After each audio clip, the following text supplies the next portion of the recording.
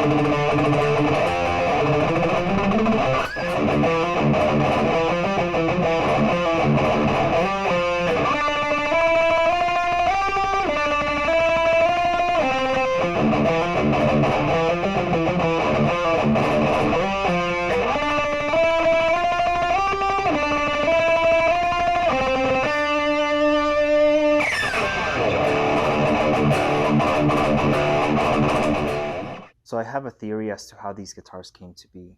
These guitars were first produced around the same time that Dave Mustaine left ESP. And if you look at this guitar, it looks almost exactly like Dave Mustaine's ESPs with the exception of course, the inlay work. But even the inlay work is not too far-fetched to fit like the Megadeth theme. So it's quite possible they initially made these guitars for Dave Mustaine, but then when he left ESP, they just gave them to Michael Paget as his signature guitars. So again, it's just a theory, but it's not too far-fetched of a theory in my opinion. With the exception of the back of the neck getting sticky, this guitar is a very comfortable guitar. However you hold it, however you play it, sitting down or standing up, it doesn't matter. When you hold it in your hands, you can tell that the neck is definitely a little bit heavier than the body, but there's very little neck dive on this guitar, which is always appreciated in a V guitar. I'm sure you guys have noticed, as I've tried to highlight it on this video a lot, but the inlay design on this guitar really does go the extra mile in making this guitar look different from other modern Vs. And in my opinion, this guitar has one of the coolest inlay designs.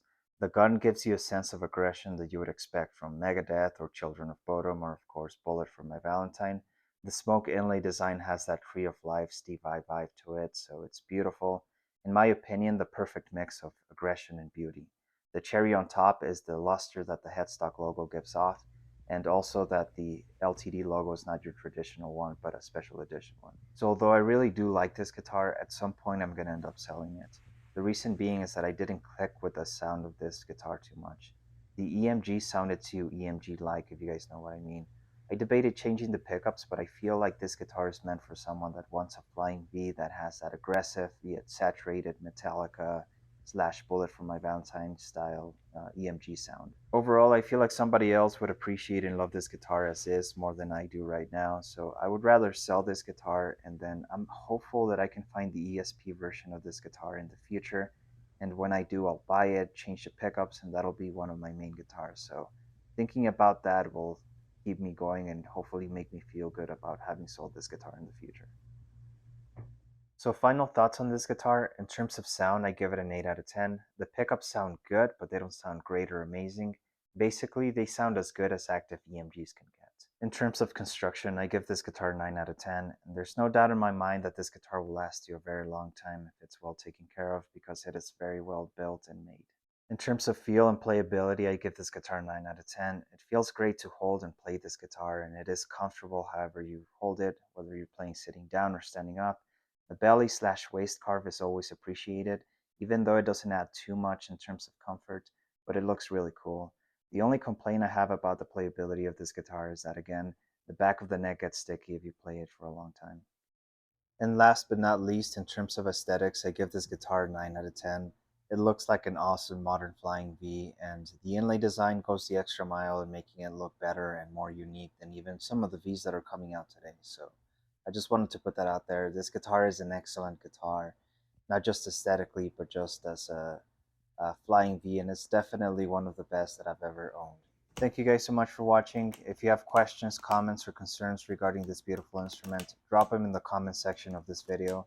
Outside of that, you guys stay safe, and I will see you in the next video. Take care.